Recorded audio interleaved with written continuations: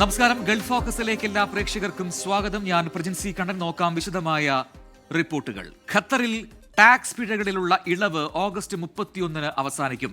സമയപരിധിക്ക് മുൻപ് നികുതിദായകർ പിഴയിളവിന് അപേക്ഷിച്ച് സ്റ്റേറ്റസ് ശരിപ്പെടുത്തിയില്ലെങ്കിൽ കനത്ത പിഴ ഉൾപ്പെടെയുള്ള നടപടികൾ നേരിടേണ്ടി വരുമെന്ന് ടാക്സ് അതോറിറ്റി ഓർമ്മപ്പെടുത്തി. 2025 ഫെബ്രുവരിയിലാണ് രാജ്യത്ത് ടാക്സുമായി ബന്ധപ്പെട്ട വീഴ്ചകൾക്ക് 100% ഇളവ് പ്രഖ്യാപിച്ച് ഉത്തരവിറക്കിയത്. മാർച്ച് 1 മുതൽ നിലവിൽ വന്ന തീരുമാനം പ്രകാരം നികുതി റിട്ടേൺ സമർപ്പിക്കൽ, ടാക്സ് കാർഡ് രജിസ്ട്രേഷനിലെ കാലതാമസം എന്നിവയടക്കമുള്ള നികുതി സംബന്ധമായ വീഴ്ചകൾക്ക് ഈടാക്കിയിരുന്ന പിഴകൾ പൂർണ്ണമായും ഒഴിവാക്കിയിട്ടുണ്ട്. എന്നാൽ ഓഗസ്റ്റ് 31 ഈ ഇളവ് പൂർണ്ണമായും അവസാനിക്കും. ഇക്കാര്യത്തിൽ ഏതെങ്കിലും തരത്തിലുള്ള വീഴ്ചകൾ വരുത്തുന്നത് വലിയ സാമ്പത്തിക നഷ്ടങ്ങൾക്കിടയാക്കുമെന്നും സമയപരിധിക്ക് മുമ്പ് തന്നെ നടപടികൾ പൂർത്തിയാക്കണമെന്നും ഓഡിറ്റിംഗ് വിദഗ്ധനും പൊതുപ്രവർത്തകനുമായ അബ്ദുൾ റൌഫ് കൊണ്ടോട്ടി 24-നോട് പറഞ്ഞു. ജനറൽ ടാക്സ് അതോറിറ്റി ടാക്സ് ഫയലിങ്ങിന് 31 ഓഗസ്റ്റ് വരെ ടൈം എക്സ്റ്റെൻഡ് ചെയ്തിട്ടുണ്ട്. നേരത്തെ അത് ഏപ്രിൽ 30 4 മാസം ഗ്രേസ് പീരീഡ് കൊടുത്തിട്ടാണ് ഇങ്ങനെ ചെയ്തിട്ടുള്ളത്. ഈ സമയത്തിനകം എല്ലാ ആളുകളുടെയും ടാക്സ് ഫയലിംഗ് നിർബന്ധമായും നടന്നിരിക്കണം. ഇല്ലെങ്കിൽ പ്രതിദിനം 500 റിയാൽ വെച്ച് അവർ പെനാൽറ്റി അടക്കേണ്ടി വരും. നമ്മൾ വളരെ പ്രധാനമായി മനസ്സിലാക്കേണ്ട ഒരു കാര്യമെന്ന് പറഞ്ഞാൽ, ഇതുവരെ ഉണ്ടായിരുന്ന ഡിലേ പെനാൽറ്റി ആയിട്ടുള്ള മുഴുവൻ തുകകളും അത് ഫുള്ളി വേവർ ചെയ്ത് കൊടുക്കുന്നുണ്ട്. അതിന് ഈ ടാക്സ് ഫയലിംഗ് നിർബന്ധമാണ്. അത് ചെയ്ത ഉടനെ തന്നെ അപ്ലൈ ചെയ്ത് കഴിഞ്ഞാൽ വിത്തിൻ ആൻ അവർ, ഒരു മണിക്കൂറിനകം തന്നെ ആ പെനാൽറ്റി എല്ലാം റിമൂവ് ചെയ്തു കൊടുക്കുന്നുണ്ട്. അങ്ങനെ കോടിക്കണക്കിന് രൂപയാണ് മലയാളികളടക്കമുള്ള ആളുകൾക്ക് നാളിതുവരെയായിട്ട് ഈ ടാക്സിൽ അവരുടെ ആ എക്സെംഷൻ, ആ പെനാൽറ്റി എക്സെംഷൻ അവർ കൊടുത്തിട്ടുള്ളത്. ഈ വർഷം ഇതുവരെ 900 ദശലക്ഷത്തിലധികം റിയാലിന്റെ സാമ്പത്തിക പിഴ ഇളവുകളാണ് ഇത്തരത്തിൽ അനുവദിച്ചതെന്നും ജനറൽ ടാക്സ് അതോറിറ്റി അറിയിച്ചിട്ടുണ്ട്. 40,000 നികുതിദായകർക്കാണ് ഇതിന്റെ ഗുണഫലം ലഭിച്ചത്. സ്വമേധയാ നികുതി അടക്കുന്നത് പ്രോത്സാഹിപ്പിക്കാനും നികുതി സംവിധാനത്തെ കൂടുതൽ കാര്യക്ഷമവും സുതാര്യവുമാക്കുന്നതിന്റെയും ഭാഗമായാണ് ഈ നടപടി. കമ്പനികളുടെ മേലുള്ള സാമ്പത്തിക ബാധ്യതകൾ ലഘൂകരിക്കുക എന്ന ലക്ഷ്യവും ഇതിന് പിന്നിലുണ്ട്. അൻവർ പാലേരി, 24 ദോഹ. പ്രവാസി ഗാർഹിക പ്രശ്നങ്ങളിലെ പരിഹാരം ലക്ഷ്യമിട്ട് ഷാർജ ഇന്ത്യൻ അസോസിയേഷന്റെ നേതൃത്വത്തിൽ കൌൺസിലിംഗിന് തുടക്കമായി. ഇന്ന് സംഘടിപ്പിച്ച ആദ്യ സെഷനിൽ 14 കുടുംബങ്ങൾ ഇടപെടൽ തേടിയെത്തി. റേസ് എന്ന പേരിലായിരിക്കും ഈ ഗാർഹിക തർക്ക പരിഹാര സെഷൻ അറിയപ്പെടുക. കുടുംബ പ്രശ്നങ്ങളിൽപ്പെട്ട് പ്രതിസന്ധിയിലായവരെ ചേർത്ത് നിർത്തുകയാണ് ഷാർജ ഇന്ത്യൻ അസോസിയേഷൻ. കുടുംബങ്ങളിലെ തർക്കം പരിഹരിക്കാൻ കൌൺസിലിംഗ് സേവനത്തിനാണ് ഷാർജ ഇന്ത്യൻ അസോസിയേഷനിൽ തുടക്കമായിരിക്കുന്നത്. റൈസ് എന്ന പേരിലാണ് ഈ ഗാർഹിക തർക്ക പരിഹാര സെഷൻ അറിയപ്പെടുക.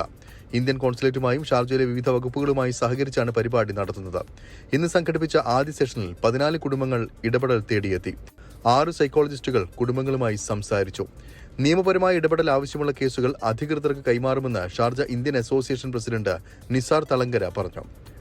എല്ലാ ശനിയാഴ്ചകളിലുമാണ് സെഷനുകൾ ഉണ്ടാവുക എന്നും നടപടികൾ രഹസ്യമായി സൂക്ഷിക്കുമെന്നും ഭാരവാഹികൾ വ്യക്തമാക്കി. ജോലി സംബന്ധമായ തർക്കങ്ങൾ, ഗാർഹിക പീഡനം, കുട്ടികളുടെ സംരക്ഷണ കാര്യങ്ങൾ തുടങ്ങിയ മറ്റു പ്രശ്നങ്ങൾ ബന്ധപ്പെട്ട അധികാരികൾക്ക് കൈമാറും. കൌൺസിലിംഗ് ആവശ്യമുള്ള വ്യക്തികൾക്ക് communitysuppport@iastarja.com എന്ന ഇമെയിൽ വിലാസത്തിലോ 0656100845 എന്ന നമ്പറിലോ പേര് രജിസ്റ്റർ ചെയ്യണമെന്ന് അസോസിയേഷൻ വ്യക്തമാക്കി. 24 ദുബായ്. കലാഭവൻ നവാസിന് വിടചൊല്ലി മലയാളി പ്രേക്ഷകർ. ആലുവ ടൗൺ ജുമാ മസ്ജിദിലാണ് ഖബറടക്കം നടന്നത്. 3 പതിറ്റാണ്ടിലേറെയായി അഭ്രപാളിയിലും മലയാളികളുടെ സ്വീകരണ മുറിയിലും ചിരി പടർത്തിയ കലാകാരന് കണ്ണീരിൽ കുതിർന്ന യാത്രാമൊഴി.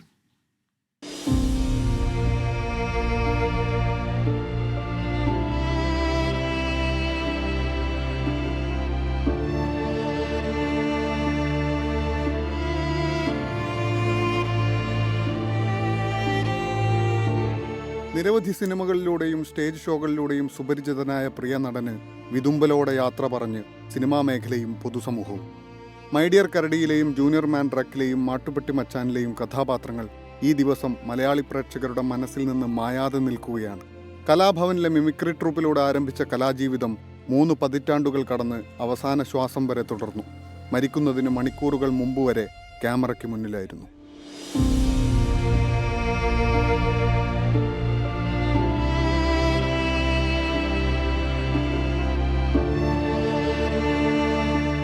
ഇന്നലെ രാത്രി 8:40 ഹൃദയാഘാതത്തെ തുടർന്ന് ചോറ്റാനിക്കരയിലെ ഹോട്ടൽ മുറിയിൽ കുഴഞ്ഞു വീണത്. കളമശ്ശേരി മെഡിക്കൽ കോളേജിൽ നിന്ന് പോസ്റ്റ്മോർട്ടം പൂർത്തിയാക്കിയതിനു ശേഷം ആലുവ 4 മൈലിലുള്ള വീട്ടിലെത്തിച്ച മൃതദേഹത്തിൽ സമൂഹത്തിന്റെ വ്യത്യസ്ത തുറയിൽ നിന്നുള്ള നിരവധി പേർ അന്തിമോപചാരം അർപ്പിച്ചു.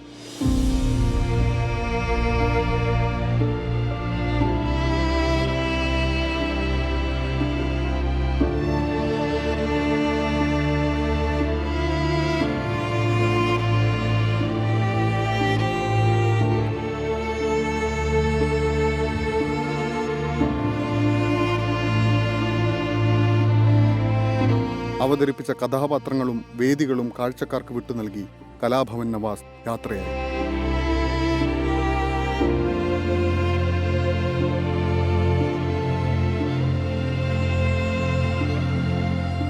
News desk 24. മലയാളത്തിന്റെ പ്രിയപ്പെട്ട അധ്യാപകനും ജീവചരിത്രകാരനുമായ പ്രൊഫസർ എം കെ സാനുവിന്റെ വിയോഗത്തിൽ അനുശോചനമറിയിച്ച് സാമൂഹിക രാഷ്ട്രീയ സാഹിത്യ മേഖലകളിലെ പ്രമുഖർ. ശനിയാഴ്ച വൈകിട്ട് 5:30 പ്രൊഫസർ എം കെ സാനുവിന്റെ വിയോഗ വാർത്ത എത്തിയത്. ന്യൂമോണിയ ബാധയെ തുടർന്ന് ചികിത്സയിലിരിക്കെയാണ് അന്ത്യം. തന്റെ സാമൂഹിക പ്രവർത്തനങ്ങളും പ്രഭാഷണങ്ങളും രചനകളും കൊണ്ട് കേരള ചരിത്രത്തെയും വർത്തമാന കേരള സമൂഹത്തെയും സമ്പന്നമാക്കിയ ഒരു ജീവിതത്തിനാണ് തിരശ്ശീല വീണിരിക്കുന്നത് എന്ന് മുഖ്യമന്ത്രി പിണറായി വിജയൻ അനുശോചനക്കുറിപ്പിൽ പറഞ്ഞു. ഗുരുതുല്യനായ അതുല്യ പ്രതിഭയെന്ന് പ്രതിപക്ഷ നേതാവ് വി.ഡി. സതീശൻ. നാടിനെ ബാധിക്കുന്ന ഏതു വിഷയത്തിലും ഇടപെടുന്ന ആളായിരുന്നു പ്രൊഫസർ എം കെ സാനുവെന്ന് CPIM general secretary M.A. Baby അനുസ്മരിച്ചു. മലയാളത്തിൽ ഏറ്റവും ആഴത്തിലുള്ള അപഗ്രഥനത്തോടു കൂടിയിട്ടുള്ള ജീവചരിത്ര രചനകൾ നടത്തിയിട്ടുള്ള ആള് എന്ന നിലയിൽ സാനുമാഷ് ഓർമ്മിക്കപ്പെടുമെന്ന് എനിക്ക് തോന്നുന്നത്. പൂർണ്ണ ജീവിതകാലം മുഴുവൻ സജീവമായി പ്രവർത്തിച്ചുകൊണ്ടിരുന്ന ഒരു വലിയ വ്യക്തിത്വമാണ്. CPIM-ന് വേണ്ടി സാനുമാഷിന്റെ ഓർമ്മയ്ക്ക് മുമ്പിൽ പ്രണാമങ്ങൾ അർപ്പിക്കുന്നു. പ്രൊഫസർ എം കെ സാനുവിന്റെ വിയോഗം അപരിഹാര്യമായ നഷ്ടമെന്ന് ടി പത്മനാഭൻ പറഞ്ഞു. എല്ലാ മലയാളികളുടെയും അഭിമാനമായിരുന്നു പ്രൊഫസർ എം കെ സാനുവെന്ന് പ്രൊഫസർ എം ലീലാവതി. മഹത്വങ്ങളെ ആദരിക്കൽ എഴുത്തു ജീവിതത്തിൻ്റെ തുടക്കം മുതൽ ഒടുക്കം വരെ ഒരു വ്രതം, മഹാവ്രതം പോലെ അനുഷ്ഠിച്ചു പോന്ന ഒരാളാണ് സാനുമാഷ്. ഇത്രയധികം ജീവിതചരിത്ര ഗ്രന്ഥങ്ങൾ രചിച്ച ഏതെങ്കിലും ഒരു എഴുത്തുകാരൻ മലയാളത്തിൽ എന്നപോലെ വേറെ ഏതെങ്കിലും ഒരു ഭാഷയിൽ ഉണ്ടായിട്ടുണ്ടെന്ന് ഞാൻ വിചാരിക്കുന്നില്ല. പ്രിയ ഗുരു സാനുമാഷിന് ആദരാഞ്ജലികളെന്ന് നടൻ മമ്മൂട്ടി സമൂഹമാധ്യമത്തിൽ കുറിച്ചു. സാഹിത്യം, വിദ്യാഭ്യാസം, രാഷ്ട്രീയം എന്നീ മേഖലകളിൽ തന്റേതായ വ്യക്തിമുദ്ര പതിപ്പിച്ച പ്രൊഫസർ എം കെ സാനുവിന്റെ വേർപാട് കേരളത്തിന് വലിയ നഷ്ടമാണെന്ന് വിദ്യാഭ്യാസ മന്ത്രി വി. ശിവൻകുട്ടി. മലയാള സംസ്കാരത്തിന്റെ ആൾരൂപമെന്ന് flowers TV chairman Gokulam Gopalan. Sreenarayana ദർശനം സാധാരണ മനുഷ്യർക്ക് ലളിതമായി പകർന്നു നൽകി. ജീവിതത്തിലെ ലാളിത്യവും ചിന്തയിലെ ഔന്നത്യവുമായിരുന്നു സാനുമാഷെന്നും ഗോകുലം ഗോപാലൻ അനുസ്മരിച്ചു. News desk 24. നവോത്ഥാന കേരളത്തിന്റെ നാവായിരുന്നു പ്രൊഫസർ എം കെ സാനു. അധ്യാപകനും നിരൂപകനും പ്രഭാഷകനും എഴുത്തുകാരനുമായി കേരളത്തിന്റെ സാംസ്കാരിക ഭൂമിയിൽ നിറഞ്ഞു നിന്ന സാനുമാഷ് 98-ാം വയസ്സിലും സജീവമായിരുന്നു.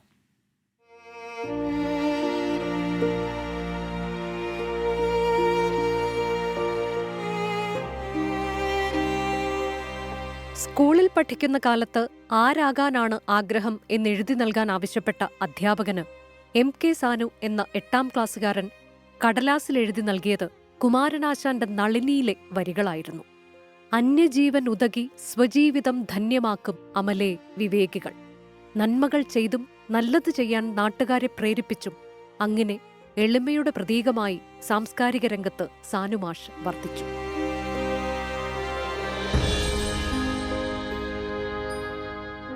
ഒരു മണൽത്തരിയോളം ചെറുതാണ് ഞാൻ എന്ന് പ്രസംഗങ്ങളിൽ ആവർത്തിച്ചു പറഞ്ഞു. 1927 ഒക്ടോബർ 27 ആലപ്പുഴ തുമ്പോളി മംഗലത്ത് തറവാട്ടിൽ MC കേശവൻ KP ഭവാനി ദമ്പതികളുടെ മകനായാണ് ജനനം. ആലപ്പുഴ സനാതനധർമ്മ ഹൈസ്കൂളിൽ അധ്യാപകനായി തൊഴിൽ ജീവിതം തുടങ്ങി. യാദൃച്ഛികമായാണ് പ്രസംഗത്തിലേക്കും എഴുത്തിലേക്കുമൊക്കെ സാനുമാഷ് കടന്നത്. ആലപ്പുഴ തുമ്പോളിയിലെ SNDP ശാഖയിൽ തിരുവിതാംകൂർ ഇന്ത്യൻ യൂണിയനിൽ ചേർക്കണം എന്നാവശ്യപ്പെട്ട പ്രമേയ ചർച്ചയിലായിരുന്നു ആദ്യ പ്രസംഗം. സാഹിത്യസംഘം 2ആയി പിരിഞ്ഞപ്പോൾ നടത്തിയ പ്രസംഗത്തിന്റെ എഴുത്തുരൂപമായിരുന്നു ആദ്യ ലേഖനം. പുരോഗമന കലാ സാഹിത്യ സംഘം പ്രസിഡന്റായിരിക്കെ രാഷ്ട്രീയത്തിലെത്തി. 1987 നിയമസഭാ തെരഞ്ഞെടുപ്പിൽ എറണാകുളം മണ്ഡലത്തിൽ CPIM സ്വതന്ത്ര സ്ഥാനാർത്ഥിയായ സാനുമാഷ് കോൺഗ്രസിന്റെ AL ജേക്കബിനെതിരെ അട്ടിമറി വിജയം നേടി. EMS നിർബന്ധിച്ചതിനാലാണ് സാനുമാഷ് സ്ഥാനാർത്ഥിയായത്. അധ്യാപകനായും നിരൂപകനായും പ്രഭാഷകനായും ജീവകാരുണ്യ പ്രവർത്തകനായും സാംസ്കാരിക പ്രവർത്തകനായും എല്ലാം ഒരു ജീവിതത്തിൽ പല റോളുകളിൽ അവതരിച്ചു സാനുമാഷ്. AK ആന്റണി, മമ്മൂട്ടി, വയലാർ രവി, ജോൺ പോൾ, അങ്ങനെ ശിഷ്യഗണങ്ങൾ ഒട്ടേറെ പേർ. അന്തരിച്ച Vaikom Muhammad Basheer, PK Balakrishnan, CJ Thomas, justice VR Krishna Iyer തുടങ്ങിയവരുമായുള്ള ആഴത്തിലുള്ള സൗഹൃദം. കാറ്റും വെളിച്ചവുമായിരുന്നു ആദ്യ വിമർശനകൃതി. വിമർശനത്തിൽ നിന്ന് ജീവചരിത്ര രചനകളിലേക്ക് കടന്നു. ചങ്ങമ്പുഴ കൃഷ്ണപിള്ള, നക്ഷത്രങ്ങളുടെ സ്നേഹഭാജനം, ബഷീർ, ഏകാന്തവീഥിയിലെ അവധൂതൻ, സഹോദരൻ K അയ്യപ്പൻ, PK ബാലകൃഷ്ണനെപ്പറ്റി ഉറങ്ങാത്ത മനീഷി തുടങ്ങി ജീവചരിത്ര ശാഖയിൽ നിസ്തുല സംഭാവനകൾ സാനുമാഷിന്റേതായി ഉണ്ട്. കുമാരനാശാന്റെ നളിനി, വിശുദ്ധാനുരാഗത്തിൽ തെളിയുന്ന ദിവ്യദീപ്തി തുടങ്ങി 40-ലധികം കൃതികൾ സാനുമാഷിന്റേതായിട്ടുണ്ട്. കർമ്മഗതിയാണ് ആത്മകഥ. വയലാർ അവാർഡും കേരള സാഹിത്യ അക്കാദമി പുരസ്കാരവും എഴുത്തച്ഛൻ പുരസ്കാരവുമെല്ലാം സാനുമാഷിനെ തേടിയെത്തി. 98-ാം വയസ്സിലും ശാരീരിക അവശത മാറ്റിവെച്ച് സഹോദരൻ അയ്യപ്പന്റെ സഹോദരിയും പൊതുപ്രവർത്തകയുമായിരുന്ന തപസ്വിനി അമ്മയെപ്പറ്റിയുള്ള തപസ്വിനി അമ്മ അബലകൾക്ക് ശരണമായി ജീവിച്ച പുണ്യവതി എന്ന പുസ്തകം രചിച്ചു. കേരളത്തിന്റെ പ്രിയപ്പെട്ട സാനുമാഷിന് 24ന്റെ പ്രണാമം. മരണം ജീവിതത്തിന്റെ വിരാമചിഹ്നമാണ്, സംഭവിച്ചേ പറ്റൂ. Research desk 24. നിമിഷപ്രിയയുടെ മോചനത്തിനായി ആക്ഷൻ കൗൺസിൽ പ്രതിനിധികൾക്ക് യമനിലേക്ക് പോകാനുള്ള അനുമതി നിഷേധിച്ച് ഇന്ത്യൻ വിദേശകാര്യ മന്ത്രാലയം. സുരക്ഷാ പ്രശ്നമുള്ളതിനാൽ അനുമതി നൽകാനാവില്ല എന്നാണ് വിശദീകരണം. കേസ് പരിഗണിക്കുമ്പോൾ ഇക്കാര്യം സുപ്രീം കോടതിയെ അറിയിക്കുമെന്നും നിയമപോരാട്ടം തുടരുമെന്നും ആക്ഷൻ കൗൺസിൽ അഭിഭാഷകൻ KR സുഭാഷ് ചന്ദ്രൻ 24നോട് പറഞ്ഞു. നിമിഷപ്രിയയുടെ മോചന ചർച്ചകൾക്കായി യമൻ സന്ദർശിക്കാൻ അനുമതി തേടി save Nimisha Priya international action council നേരത്തെ സുപ്രീം കോടതിയിൽ അപേക്ഷ നൽകിയിരുന്നു. എന്നാൽ യാത്രാനുമതി തേടിയുള്ള അപേക്ഷ വിദേശകാര്യ മന്ത്രാലയത്തിന് സമർപ്പിക്കാനായിരുന്നു ആക്ഷൻ കൗൺസിലിന് സുപ്രീം കോടതി നിർദ്ദേശം നൽകിയത്. കോടതി നിർദ്ദേശപ്രകാരം നൽകിയ അപേക്ഷയാണ് വിദേശകാര്യ മന്ത്രാലയം തള്ളിയത്. യമനുമായി നയതന്ത്ര ബന്ധമില്ലെന്നും സനയിലെ സുരക്ഷാ സാഹചര്യം ദുർബലമായതിനാൽ പ്രതിനിധി സംഘത്തിന്റെ സുരക്ഷയിൽ ആശങ്കയുണ്ടെന്നുമാണ് വിദേശകാര്യ മന്ത്രാലയത്തിന്റെ മറുപടി. ചർച്ച നടക്കേണ്ടത് കൊല്ലപ്പെട്ടയാളുടെ കുടുംബവും നിമിഷപ്രിയയുടെ കുടുംബവും തമ്മിലെന്നും മന്ത്രാലയം വ്യക്തമാക്കുന്നു. നിയമപോരാട്ടം തുടരുമെന്ന് ആക്ഷൻ കൗൺസിൽ അഭിഭാഷകൻ അഡ്വക്കേറ്റ് KR സുഭാഷ് ചന്ദ്രൻ. ഇനിയും ഈ വിഷയത്തിനകത്ത് ആവശ്യമെങ്കിൽ ഇപ്പോൾ ഒരു പ്രധാനപ്പെട്ട നിർണായക ഘട്ടത്തിലെത്തി നിൽക്കുകയാണ്. വധശിക്ഷ റദ്ദാക്കപ്പെട്ടിരിക്കുന്ന സാഹചര്യം അത്തരത്തിലുള്ള വാർത്തകൾ വരുന്നു. അപ്പോൾ സ്വാഭാവികമായും ആവശ്യമെങ്കിൽ മുന്നോട്ട് പോകാൻ വേണ്ടി ഞങ്ങൾ കോടതിയെ സമീപിക്കും. ആക്ഷൻ കൗൺസിലിലെ 3 അംഗങ്ങളും കാന്തപുരം AP അബൂബക്കർ മുസ്ലിയുടെ 2 പ്രതിനിധികളും ഉൾപ്പെടെ 5 പേർക്കാണ് യാത്രാനുമതി തേടിയത്. വിദേശകാര്യ മന്ത്രാലയത്തിന്റെ 2 പ്രതിനിധികളെ കൂടി സംഘത്തിൽ ഉൾപ്പെടുത്താവുന്നതാണെന്നും ആക്ഷൻ കൗൺസിൽ നിർദ്ദേശിച്ചിരുന്നു. 24 ഡൽഹി. വെടിനിർത്തൽ കരാറിന് ഹമാസ് തയ്യാറായില്ലെങ്കിൽ ഗസയിൽ അടുത്തയാഴ്ച ഇസ്രയേൽ സൈനിക നടപടികൾ തുടങ്ങുമെന്ന് റിപ്പോർട്ടുകൾ. ഗസ നഗരം കീഴടക്കുകയോ ജനവാസ കേന്ദ്രങ്ങൾ വളയുകയോ ചെയ്യാനാണ് ഇസ്രയേലിന്റെ പദ്ധതി. ധാരണ എത്താത്തതിനെ തുടർന്ന് ദോഹയിലെ ചർച്ചകളിൽ നിന്ന് അമേരിക്കയും ഇസ്രയേലും തങ്ങളുടെ പ്രതിനിധികളെ കഴിഞ്ഞ മാസം പിൻവലിച്ചിരുന്നു. റഷ്യയിലേക്ക് 2 ആണവ അന്തർവാഹിനികൾ വിന്യസിപ്പിക്കാൻ ആവശ്യപ്പെട്ടതായി അമേരിക്കൻ പ്രസിഡന്റ് ഡൊണാൾഡ് ട്രംപ്. മുൻ റഷ്യൻ പ്രസിഡന്റ് ദിമിത്രി മെദ്വദേവ് നടത്തിയ പ്രകോപനപരമായ പ്രസ്താവനകൾക്ക് മറുപടിയായാണ് നീക്കമെന്നും ട്രംപ് വ്യക്തമാക്കി. ശീതയുദ്ധകാലത്ത് സോവിയറ്റ് യൂണിയനിലുണ്ടായിരുന്ന സെമി ഓട്ടോമാറ്റിക് ആണവായുധ നിയന്ത്രണ സംവിധാനമായ ഡെഡ് ഹാൻഡ് എത്രത്തോളം അപകടകരമാണെന്ന് ട്രംപ് മറക്കരുതെന്നായിരുന്നു ദിമിത്രി മെദ്വദേവിന്റെ പരാമർശം. നിലവിൽ ആ സംവിധാനങ്ങൾ റഷ്യയുടെ കൈവശമാണുള്ളത്. ദിമിത്രിയുടെ പ്രകോപനപരമായ ഈ പ്രസ്താവനയാണ് അമേരിക്കൻ പ്രസിഡന്റ് ഡൊണാൾഡ് ട്രംപിനെ ചൊടിപ്പിച്ചത്. 2 ആണവ അന്തർവാഹിനികൾ ഉചിതമായ ഇടങ്ങളിൽ വിന്യസിപ്പിക്കാൻ ഉത്തരവ് നൽകിക്കഴിഞ്ഞുവെന്നാണ് സമൂഹ മാധ്യമത്തിലൂടെ ട്രംപ് വ്യക്തമാക്കിയിട്ടുള്ളത്. തന്റെ വാക്കുകൾ അമേരിക്കൻ പ്രസിഡന്റിനെ ഇത്രയും പരിഭ്രാന്തനാക്കിയെങ്കിൽ റഷ്യ ശരിയായ പാതയിലാണെന്നും അതേ പാതയിലൂടെ മുന്നോട്ടു പോകുമെന്നും ദിമിത്രി ടെലഗ്രാം പോസ്റ്റിലൂടെ മറുപടി നൽകി. യുക്രൈൻ വിഷയത്തിൽ റഷ്യയ്ക്കെതിരെ അമേരിക്ക കടുത്ത നടപടികളുമായി മുന്നോട്ടു പോകുന്നത് പുടിനും ട്രംപുമായുള്ള ബന്ധത്തിൽ വലിയ വിള്ളലുകൾ വീഴ്ത്തിയിട്ടുണ്ടെന്നതിന്റെ സൂചനയാണ് പുതിയ വാക്പോര്. റഷ്യൻ പ്രസിഡന്റ് പുടിന്റെ അടുത്ത സുഹൃത്തും നിലവിൽ റഷ്യയുടെ സുരക്ഷാ കൗൺസിലിന്റെ ഉപാധ്യക്ഷനുമാണ് ദിമിത്രി.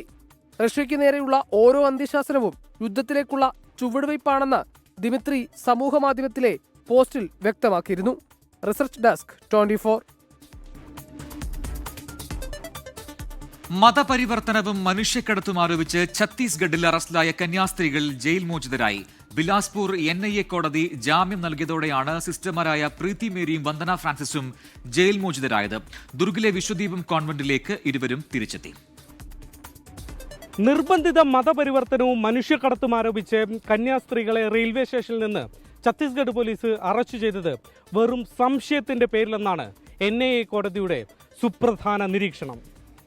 കുറ്റാരോപിതർ സ്ഥിരം കുറ്റവാളികളല്ല. 3 പെൺകുട്ടികളിൽ 2 പേർ കുട്ടിക്കാലം മുതൽ ക്രൈസ്തവ വിശ്വാസികളാണെന്ന് സത്യവാങ്മൂലമുണ്ട്. പെൺകുട്ടികൾ പോയത് മാതാപിതാക്കളുടെ സമ്മതത്തോടെയാണെന്നും സത്യവാങ്മൂലം വ്യക്തമാക്കുന്നുണ്ടെന്നും കോടതി ചൂണ്ടിക്കാട്ടി. 2 ആൾ ജാമ്യം, 50,000 രൂപ ബോണ്ട്, പാസ്പോർട്ട് കെട്ടിവയ്ക്കണം തുടങ്ങിയ ഉപാധികളോടെയാണ് NIA കോടതി ജാമ്യം അനുവദിച്ചത്.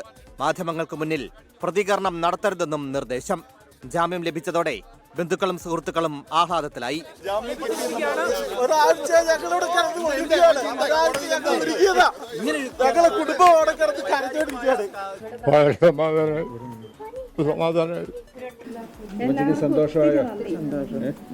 സന്തോഷമായോ?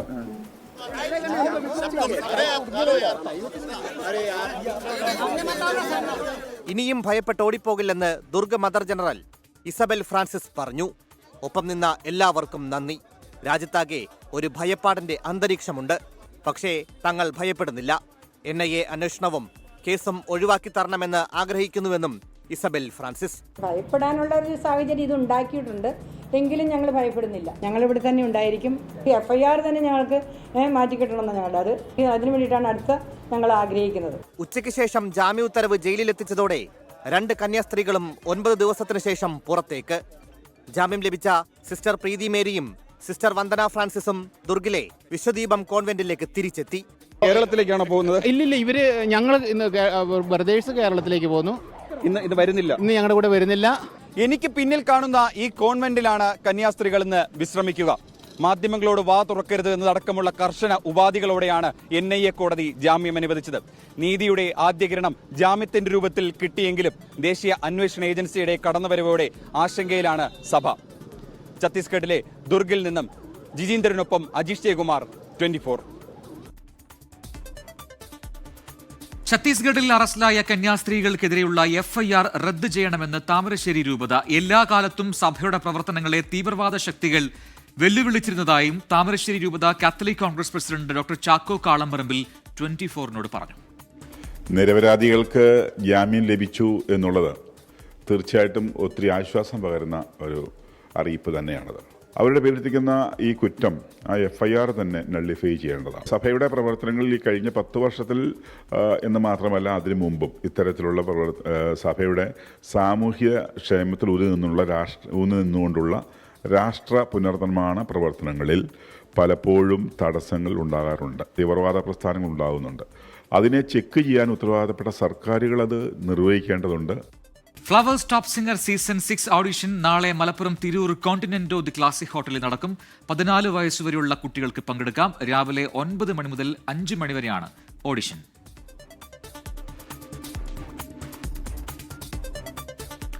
ടാറ്റ ഗോകുലം മോട്ടോഴ്സിന്റെ ഹാരിയർ EVയുടെ കേരളത്തിലെ ആദ്യ ലോഞ്ചിങ്ങും വിതരണവും കൊച്ചി അമ്പാട്ടുകാവിൽ നടന്നു.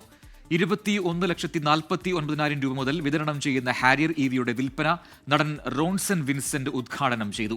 Tata motors Kerala regional manager Vivekanandan, Tata motors sales manager Nithin Muhammad എന്നിവർ ചടങ്ങിന്റെ ഭാഗമായി.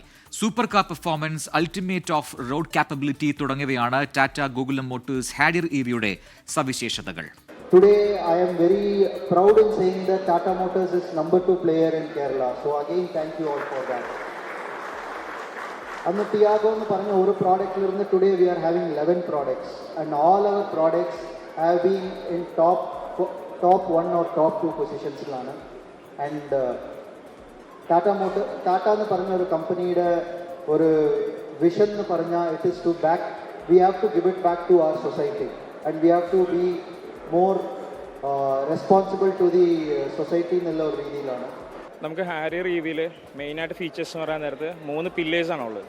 അതിനകത്ത് first thing super car technology, second thing luxury comfort, 3 off road capability. ഈ 3 മെയിൻ പില്ലേഴ്സാണ് നമുക്ക് വെഹിക്കിളിനകത്ത് വരുന്നത്. നമ്മൾ വെഹിക്കിളിനകത്ത് തന്നെ നമുക്ക് ലക്ഷറി ഫീലിങ്സ് നമ്മൾ പറയാതെ തന്നെ നമുക്ക് ആസ്വദിക്കാം. നമ്മൾ ടച്ച് ആൻഡ് ഫീൽ ചെയ്താൽ മാത്രമേ അതിൻ്റെ ഫീലിംഗ് നമുക്ക് മനസ്സിലാവൂ. തെക്കൻ കേരളത്തിലെ ഏറ്റവും വലിയ ഫുട്വെയർ ഷോറൂം തിരുവനന്തപുരം പോത്തൻകോട് പ്രവർത്തനം ആരംഭിച്ചു. രാജകുമാരി വെഡിംഗ് മാളിന്റെ 8ാമത് ആനിവേഴ്സറി സെലിബ്രേഷന്റെ ഭാഗമായിട്ടാണ് ഫുട്വെയർ ഷോറൂം ആരംഭിച്ചത്. പ്രശസ്ത സിനിമാ താരം വിൻസി അലോഷ്യസ് ഉദ്ഘാടനം നിർവഹിച്ചു. ഇന്ത്യയിലെ വിവിധ സംസ്ഥാനങ്ങളിലെ ഫുട്വെയറുകൾ കുറഞ്ഞ നിരക്കിൽ ജനങ്ങളിലേക്ക് എത്തിക്കാൻ സാധിക്കുമെന്നതാണ് ഷോറൂമിന്റെ പ്രത്യേകത. ഉദ്ഘാടനവും ആനിവേഴ്സറി സെലിബ്രേഷനും പ്രമാണിച്ച് ഒട്ടനവധി ഓഫറുകളും സമ്മാന പെരുമഴയുമാണ് രാജകുമാരിയിൽ ഒരുക്കിയിട്ടുള്ളത്.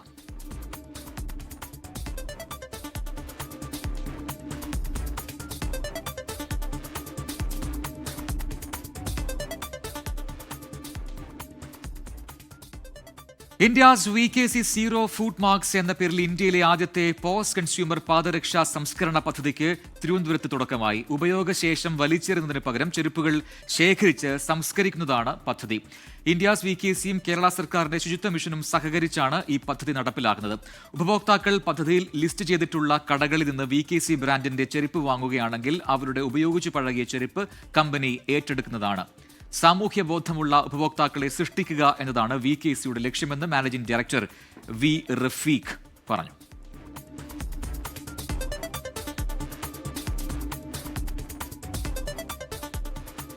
ഇതോടെ ഗൾഫ് ഫോക്കസ് പൂർത്തിയാവുന്നു. ലോകത്തെവിടെയായാലും ഏത് സമയത്തും 24 വാർത്തകളും ഓഗ്മെന്റഡ് റിയാലിറ്റി പാക്കേജുകളും എക്സ്പ്ലെയിനറുകളും വിശദമായി കാണാൻ ഞങ്ങളുടെ യൂട്യൂബ് ചാനൽ നിങ്ങൾക്ക് സബ്സ്ക്രൈബ് ചെയ്യാം.